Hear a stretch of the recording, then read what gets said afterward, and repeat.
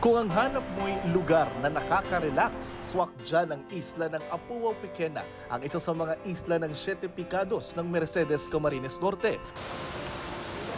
Perfect din ang lugar sa mga mahilig mag-camping. Bukod sa Chocolate Hills, ipinagmamalaki rin ng Bohol ang Raffia Weaving na pinakamatandang Boholano craft. Pwede ring magtampisaw sa Hinagdanan Cave sa bayan ng Dawis. 50 pesos ang entrance fee sa kuwebang may crystal clear na tubig, stalagmites at stalactites. Kakaibang swimming experience naman ang bentahe ng bayan ng Lila. Pwede kang makisabay at makalapit sa 5 hanggang 10 whale shark o butandig.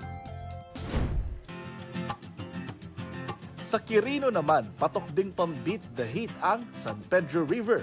Binabalik-balikan ng ilog dahil bukod sa linis ng tubig, mababaw din ito. Pwedeng magtampisaw kahit mga bata.